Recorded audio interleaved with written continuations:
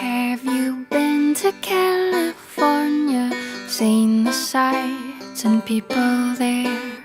Walked the streets of sleepy sea towns, tasted salty ocean air. Hello, I'm Michael. And I'm Grace. And welcome to California Travel Videos. And here we are on our third episode, and we're going big time this time, away from the state parks and up to federal property. We're going to go to the Golden Gate Bridge. You excited about this, Grace? I'm excited. I'm full of apprehension. I'm a little bit nervous. Because that's the cover of the Rolling Stone magazine, that beautiful Golden Gate Bridge. Aha. Well, maybe she can sing out to us later, but be sure to pack your earbuds. So at any rate, a lot to talk about on the Golden Gate Bridge, and let's dig in. We're going to be talking about the history, the statistics, some fun facts, the people who are involved with the bridge, the finances. Where to take pictures. And probably we ought to talk about pictures, shouldn't we? Yeah. Pictures and sights to see. Maybe a little bit about movies, too, if we have time. Maybe. Okay. So where do you want to start? Let's start with people who go to visit. I mean, a little bit of an indication of that would come from the fact that over 40 million cars go over that bridge each and every day. Or, not every day. Well, that would be a lot. That would be quite a bit. 40 million a day. It's about 100,000 a day, but 40 million a year. 40 million. 40 million. And you count them. All of them. 1, 2, 3. Okay, that's close enough. Yeah, I hang right up there at the Vista Point on the Marin side. That must give them a lot of money then. So as you recall, it is a fee, a toll bridge. And so back before the bridge, we'll get to that, but back in the days of the ferry service, it was $1 a day. The Southern Pacific Railroad made the money from it. Gold piece? I guess so. Probably would have been the real stuff then. No silver certificates back in those days. And in 1937, when the bridge was completed, it was half of that, 50 cents a day. What happened after that, Grace? Well, it was really interesting because where everything else in my entire life, all I've ever known is inflation to go up, during that time period in 1950, they dropped that toll to 40 cents, in 1955 to 35 cents, and then it went as low as 25 cents. That was when my folks moved out from Minnesota. Wow. 25 cents. It was almost paid for. It was almost paid for. You know, and they did say that when the bridge was paid for, that they would stop charging a toll. Well, what I found out is they actually did have a toll for the pedestrians to walk across the bridge from 1937 to 1970. And then the toll stopped. So there you go. They did hold true to what they said they were going to do. Yeah. And then, of course, as we all know, starting in 1977, it went back up to $1. And then 1981, it was 2 and progressed to 3, 4, 5, and now it's 6. Probably still yet to go up more. This year, coming soon in 2014, to a theater near you, probably $7. So there you go. Well, who owns the bridge is the question. Well, you'd think that it's Highway 101. California Transportation, Caltrans, you would think owns it. But no, that's not the case. They're not the ones who funded it. It took private funds, so the 6 counties up north were big instrumental. So the Golden Gate Bridge District, which controls the tolls and the fees, they have a lot of representatives from San Francisco, as you might expect, on their board. Marin County, Sonoma County, Napa, Mendocino, and Del Norte up there in Eureka. County? Yeah, San Francisco City and County are one and the same. They are? City and county. So absolutely. So it's part of the area of the Golden Gate National Recreational Area, but they don't control the bridge stuff. They're more interested in nature and beauty and preservation of wildlife and things like that. So I think they have about better part of 80,000 acres. So big area there that you want to see around the Golden Gate Bridge. But as far as bridge statistics, well, the surface of the bridge is a couple hundred feet above the water, I think 220 feet, so that any ship can go by. And even during this last year in August, I guess it was, 2013, we had the America Cup. Larry Ellison and his Oracle team had won the previous cup, so they said, I want to have it come to San Francisco, which was a big deal. A lot of hullabaloo over that, but they had masks 40 meters, about 120 feet, and sure, it would go under the bridge, but most of it was in the bay. Makes sense. And then that bridge is actually 740 feet, the tower heights of the bridge. How can that be? If it's 200 feet and I can see the tower, it only goes up about another 200 or 300 feet. How can it be 700 feet?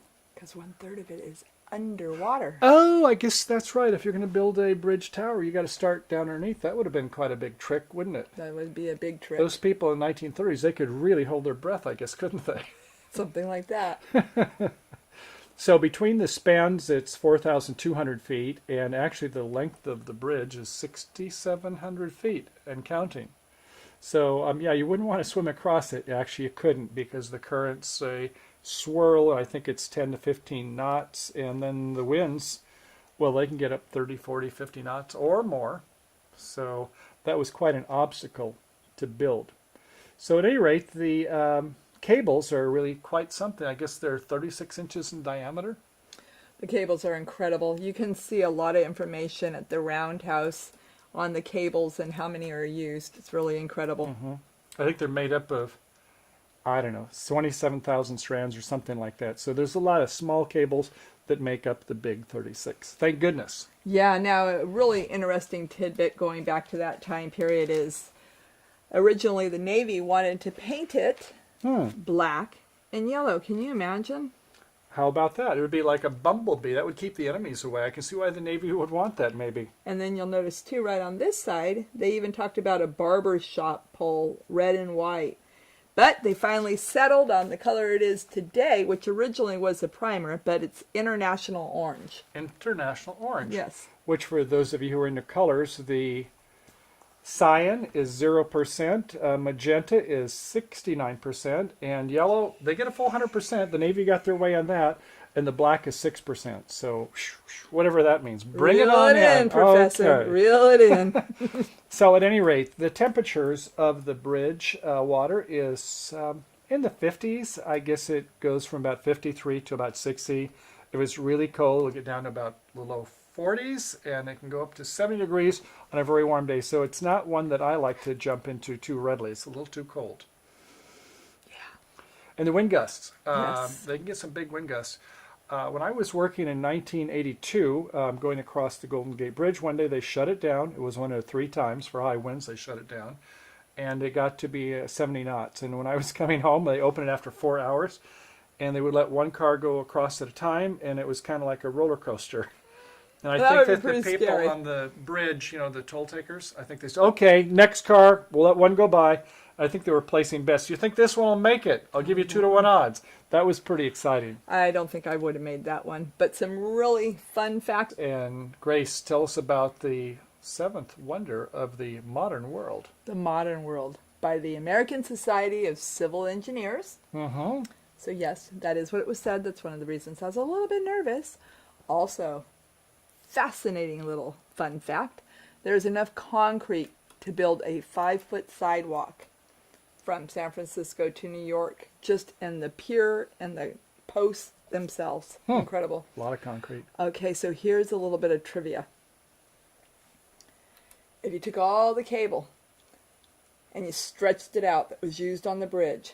I would stretch it out? Stretch it out. Okay. Just take every piece of cable within wire, cable. How many times do you think it would go around the equator? Okay, I got it. Okay, 27,000 strands, and it was about a mile, 6,700 feet. Calculations. Couple times around the world, because 25,000 miles around. So three times. Yeah, 3. That's what I was going to say. 3 times 3 times around the across. world. Is that not amazing? That's a lot of strands. Alrighty. And then we go and we roll to our beautiful San Francisco Chronicle newspaper. One of these days we'll take you to William Randolph Hearst's castle. San Simeon. Right, San Simeon. I love that place. Anyway, the headlines read, with the beautiful bridge opening in 1937, $35 million, steel harp.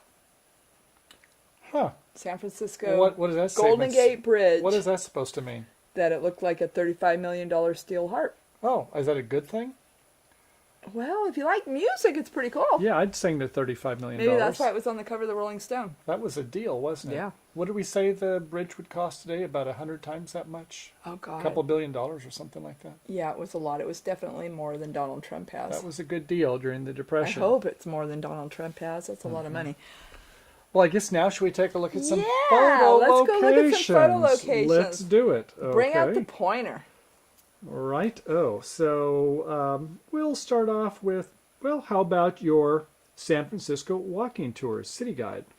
Okay. Tell us about it. Well, the San Francisco City Guide came about as of 1/11/11. And it gives us a lot of wonderful locations where we can go. There's a lot of upcoming tours that you can see. We're going to go ahead and we're going to post all of our links today. You'll see these links here. And we've got walking tours. We've got news and events. Just a lot of wonderful information to go to. So it's a good link. That's sfcityguides.org organization. Okay. Should we go for some others? Yeah, let's see some pictures. Maybe. Okay, the next one is going to be the visitor information. I think this is another one you found, Grace. It is, It's like and a I goodie. love It's this got one. some nice photos. In fact, yeah, this is gorgeous. I love that picture. That's a great angle. These are really wonderful pictures. This is where we were just the other night. We were watching the sunset here. Sitting on the dock of the bay, I think that was, now this is the southeast side, Torpedo Wharf, where there's a dock that goes right out in the bay. Yeah. Not too far from Crissy Field. Yes, nice. I think a drone flew over there. I Oh, hear. wow, that's a nice aerial. Somebody's in a helicopter for that one, I believe. We need to do the Oh, look at helicopter tour. those 700-foot high With the rivets. with the rivets. I This think is they the had first time that we... something like about 1 million rivets in the thing. Where's the pointer? I'm not really sure. Oh, look. Somebody took it. I did take it, so I could show you the rivets. I wish I knew the exact number of how many were used, but there were a whole bunch. I've read 600,000 in the main towers, but I think altogether it was over 1 million. And they've been replacing those. Yes, Yes. of course. And I think they've obviously improved the technology a little bit to make it a little bit more safe. That's always good. Yeah, they have to have good ways to spend our tax dollars. Okay, next, the Golden Gate Recreational Area is, well, as I say, that surrounding the Golden Gate Bridge, you are in the recreational area. And so, yeah, they've got a lot of nice history. They talk about, you know, the places where there are fees, like say up in the Marin Headlands. But a lot of it, like down by Crissy Field, in those areas, is all free. In fact, when they had the America's Cup Racers, you know, they spent many billions of dollars to get this all put together. And they said, well, okay, I think it was Frank Dean, who is the superintendent for the Golden Gate Park, said, Frank, you know, we're going to have to close this off and charge. And he says, no, it's going to be free. No, this is going to make a lot of money for the city, for the state, for the government. He says, no, sorry, you know, we kept it open when President Obama was having a re-election campaign, and so if we can't charge for him, we can't charge for you. Oh, okay. So it is nice that those areas there in San Francisco are open to the public. So what else do we have here in some of the other locations? Well, certainly you would want to go to take a look at Wikipedia. There would be a lot of good information on the history and about things to see today, but that would be one you'd want to see. Yeah, I would definitely recommend that because it gives you a lot of little tidbits and information. So it's really nice when you're there to have an idea of what you're looking for ahead of time. We So cover if you're some, planning- but you can really learn a lot about the history and I think get a good appreciation of it there. And here's some of the pictures, if Grace will share her pointer with me. One of the Pointer sisters, apparently. And so we've got a lot of nice landscaping because the bridge is long and not tall.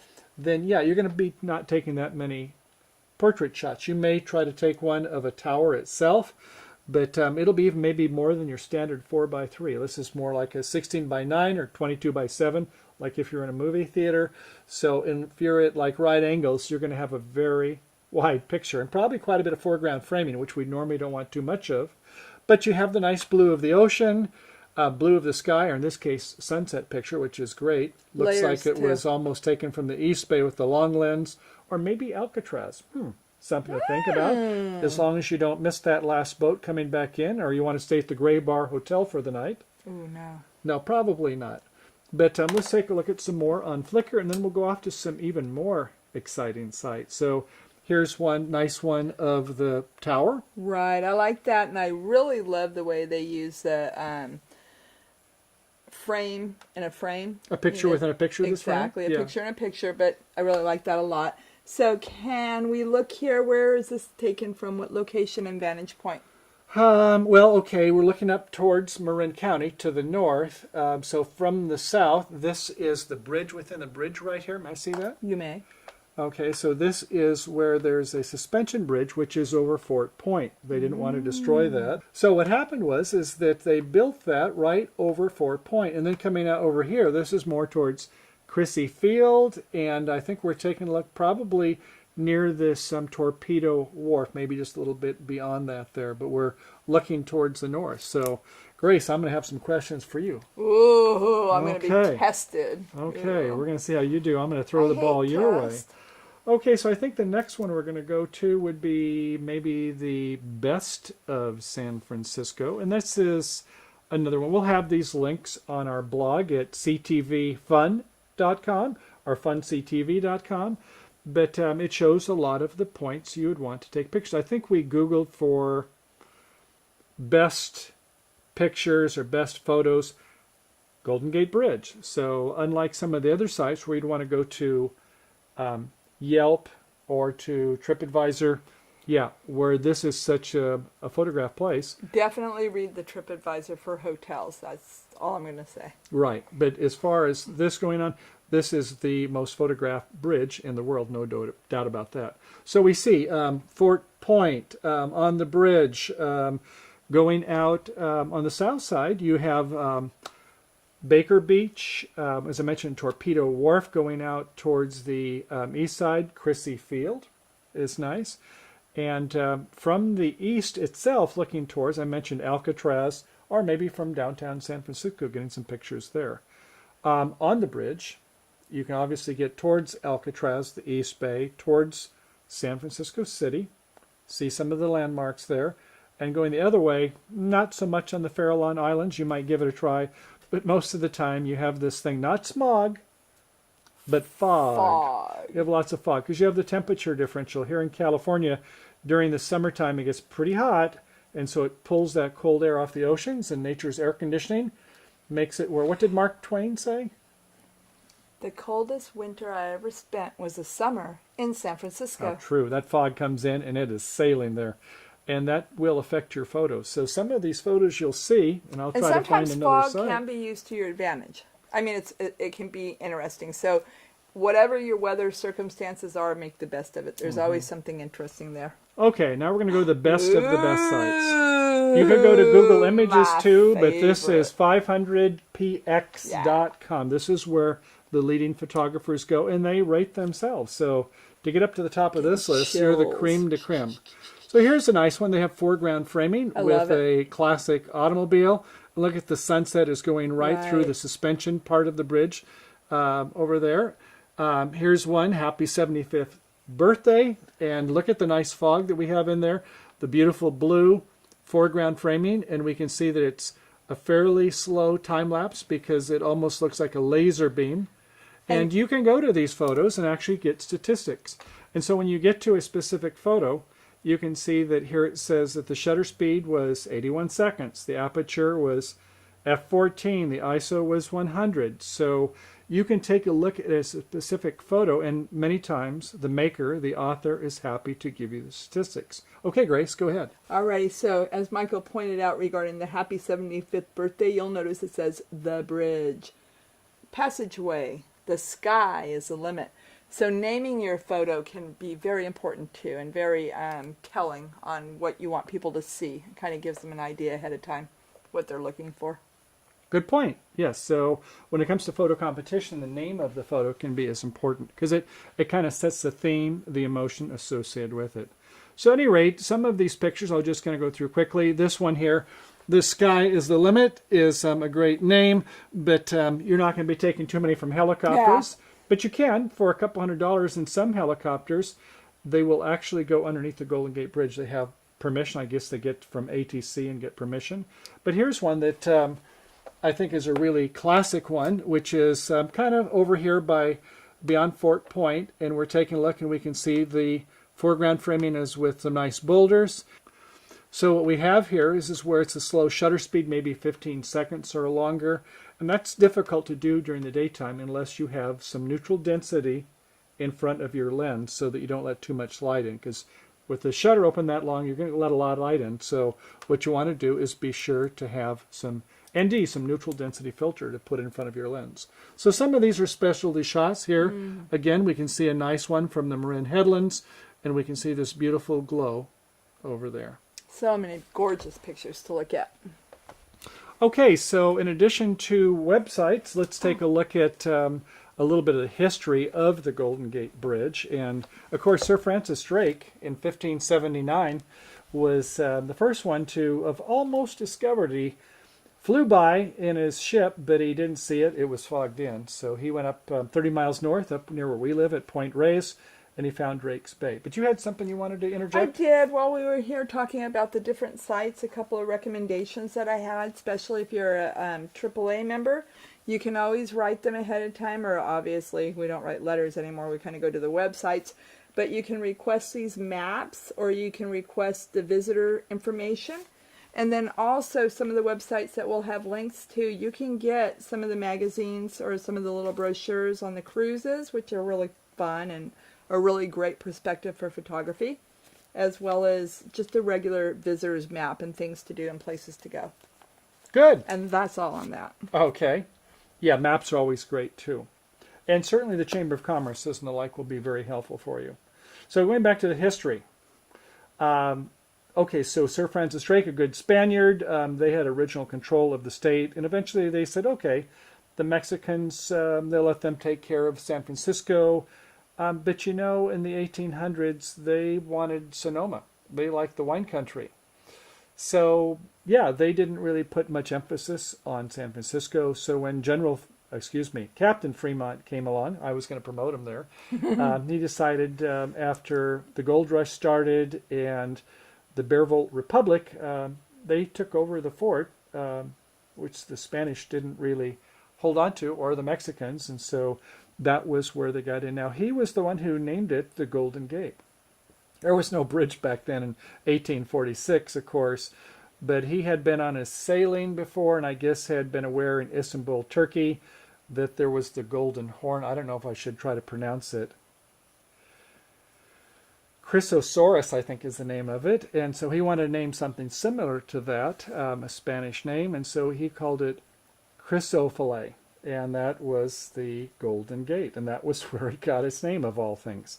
So in 1850, California became part of the Union. You know, we wanted to kind of capitalize on that gold, and of course, not long after was the Civil War, and Californians were kind of a little wishy-washy on this. You know, they didn't really want to be part of it, and they thought, hey, the South is seceding. We don't want to get into this slavery issue, but we think some of us would like to secede, and the military stepped in to Los Angeles and said, that's not going to happen on our shift.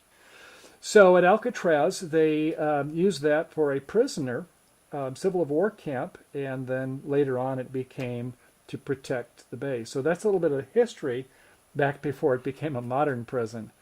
That gets us up to the 1929 stock market crash. And so in the 1930s, there wasn't a lot of money to build a bridge. When Joseph Strauss had this great vision for 10 years to build it, there was no money.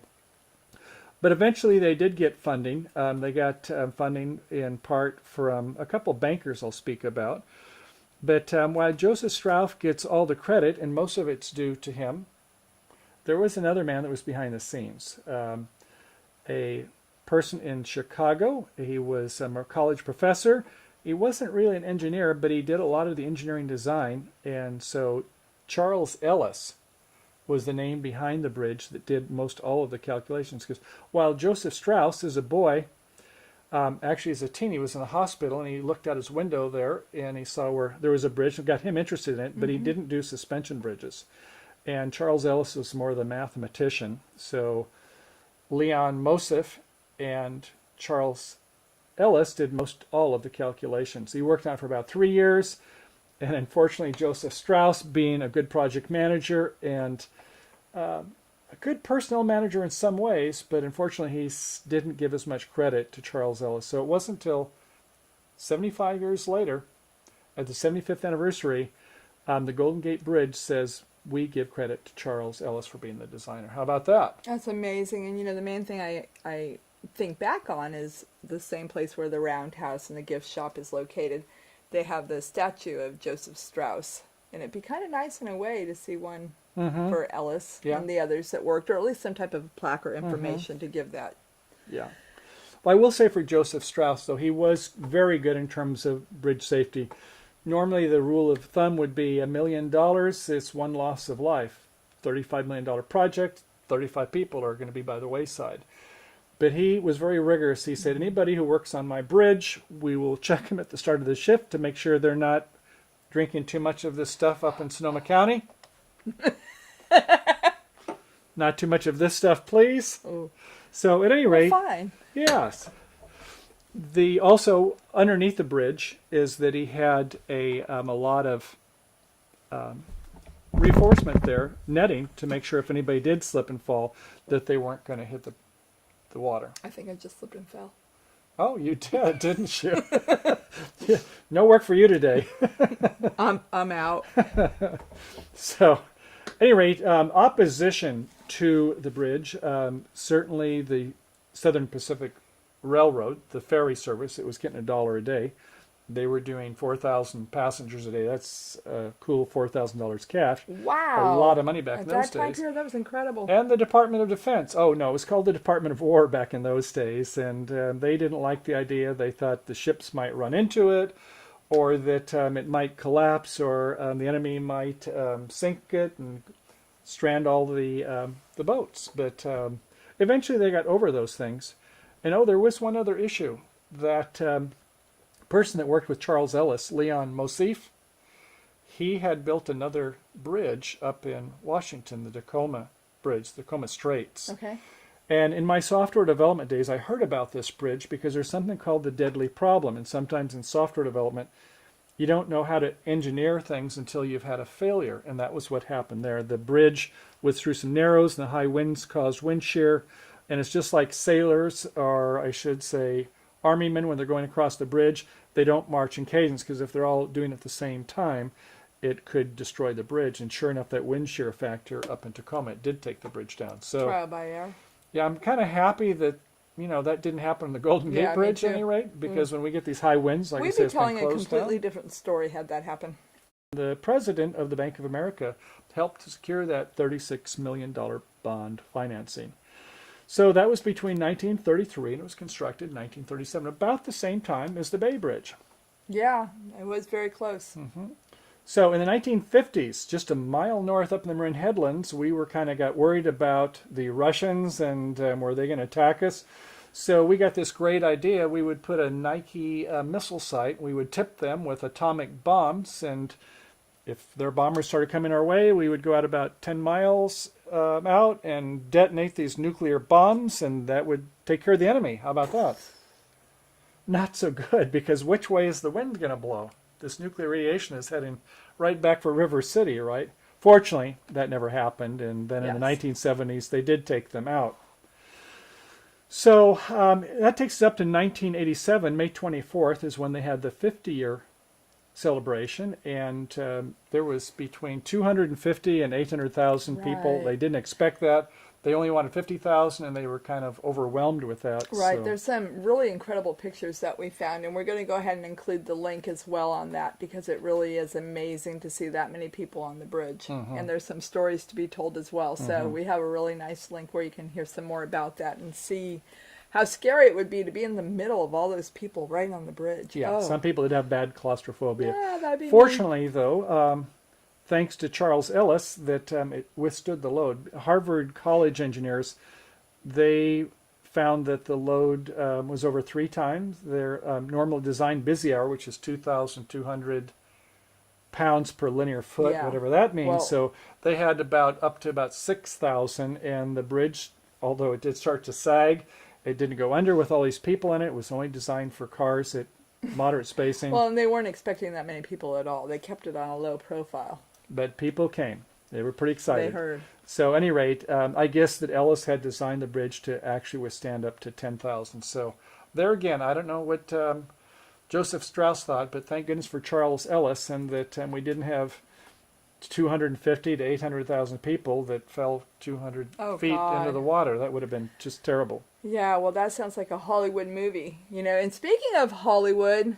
Okay, let's talk about Hollywood movies. So maybe in 2011, one of the most recent ones, Rise of the Planet of the Apes. What else?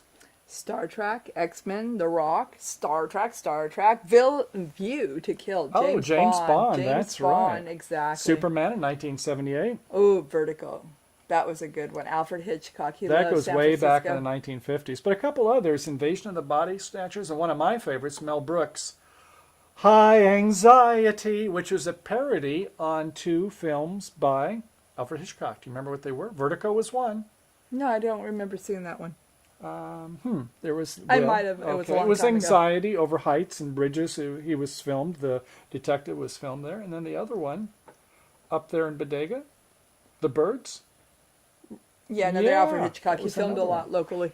Yeah, and then the first one, I guess it was filmed there, was in 1941. The Maltese Falcon, a classic. Must have been a Birdman of Alcatraz, or not. So I guess that kind of wraps it up. We're really looking forward to getting some pictures of there. I hope you enjoyed some of our history. It's kind of nice to have some understanding of the history of the bridge and the people behind it, as well as the statistics. So in conclusion, Grace, what do you have to say? Okay, there are so many amazing things about this bridge. I mean, it goes without saying that it's one of the most beautiful man-made icons there is. But what amazes me is the fact that they were actually able to finish this bridge, one, on time, actually ahead of time, below budget. This is 1937. So I think we need to roll back the clock and learn some things here. But if we want to go back here to our backdrop that we were using, Michael, we can tell people how they might be able to get this picture inside of their own house. Okay. We have a picture here that you may have seen at the very beginning, and you may see it again, of the backdrop we were using, of course, the Golden Gate Bridge. And this is one of our favorite pictures from some of our trips. And you can win this picture. We want to get it printed for you on metallic through Bay Photos and SmugMug. And when we do that, we're going to go ahead and send it out to you. So what do you need to do? Well, just like us, that's all, on Facebook or YouTube or Twitter. What's the Twitter address? I think that is CA, like in California, CA Travel Videos. CA Travel Videos. And then we have, of course, our... we got our cTv Fun, or Fun cTV. Right. And you can go there, and that'll give you links to everywhere else. Instagram, too. So sure. Instagram is out there. YouTube, Facebook, just like us, and with your names. She'll always forget one, though. You think she said SmugMug, which is where you can buy our photos? Oh, yeah. That's right. So CaliforniaTravelVideos.smugmug.com is too long. Just go to cTv Fun or functv.com. And if you don't want to buy it, just like us, and you may win. And we'll send that out to you.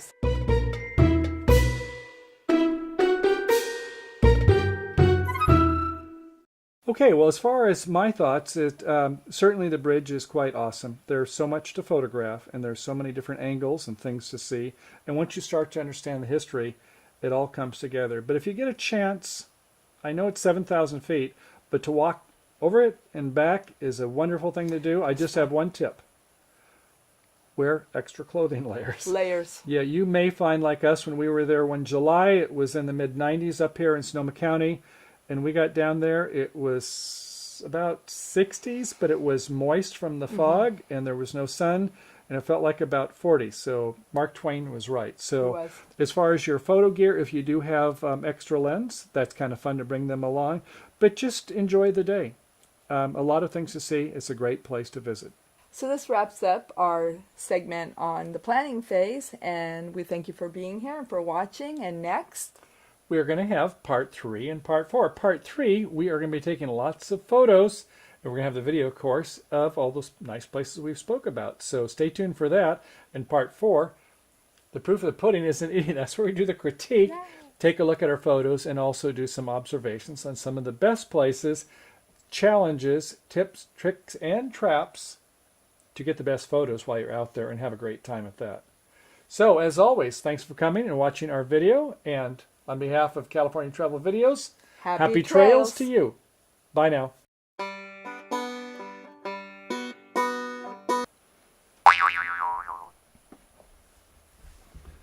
Okay, Golden Gate Bridge. This is more of part 2, and this is part 2B, or not to be. That is a question. Some of us will be more than others. Do I have that down there? Yes. So.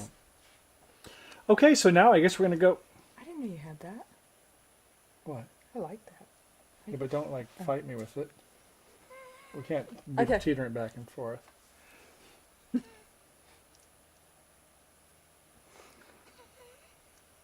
Get them out now.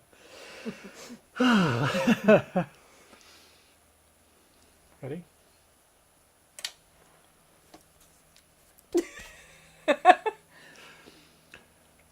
Okay. Have you been to California? Seen the sights and people there? Walked the streets of sleepy sea towns? Tasted salty ocean air?